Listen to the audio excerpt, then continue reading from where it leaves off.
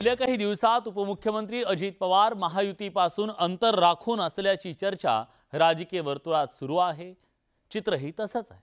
धाराशिव जिल्ह्यातल्या लाडकी बहीण योजनेच्या कार्यक्रमाला अजित पवारांनी दांडी मारली, त्यावरून पुन्हा एकदा अजित पवारांच्या नाराजीची चर्चा रंगली।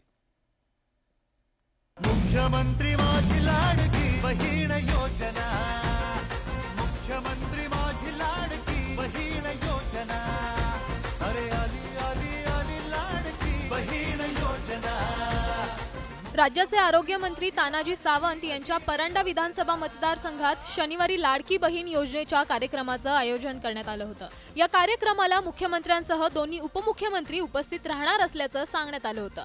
भाजपचे राष्ट्रीय अध्यक्ष जे.पी. नड्डा मुंबई दौऱ्यावर आल्यामुळे फडणवीस या कार्यक्रमाला हजर राहू शकले नाहीत, पण अजित पवारांच्या गैरहजेरीविषयी अनेक तर्कवितर्क लावले जात आहेत। आरोग्य मंत्री तानाजी सावंतांवरच्या नाराजीमुळे अजित पवारांनी या कार्यक्रमाला दांडी मारल्याचं बोललं जात आहे। काही दिवसांपूर्वी तानाजी सावंतांनी अजित पवारांच्या राष्ट्रवादीवर जहरी टीका केली होती।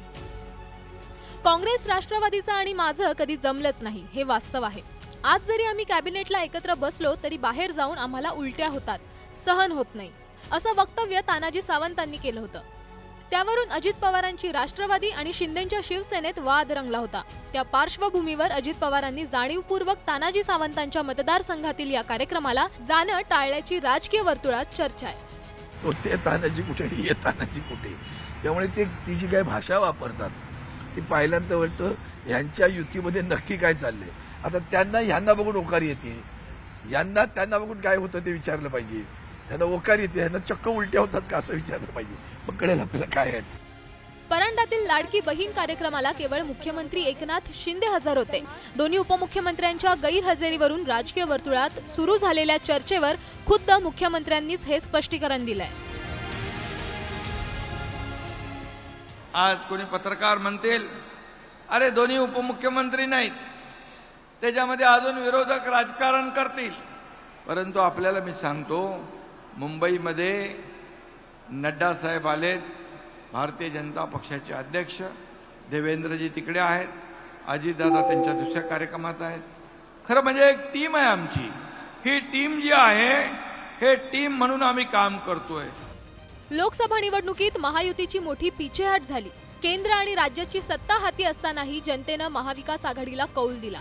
भाजप आणि शिंदेच्या शिवसेनेतील नेत्यांनी महायुतीच्या पराभवाचं खापर अजित पवारांच्या राष्ट्रवादीवर फोडलं।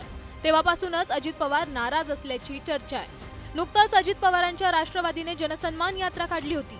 त्या यात्रेत अजित पवारांनी लाडकी बहीण योजनेचं श्रेय घेतानाच योजनेतील मुख्यमंत्री हे नाव जाणीवपूर्वक टाळल्याचं पाहायला मिळालं। आता अजित पवारांनी पारांडातील कार्यक्रमाकडे पाठ फिरवली आहे, त्यामुळे महायुतीत असतानाही अजित पवार अंतर राखून असल्याचं चित्र आहे। Bureau report, news 18 Lokmat.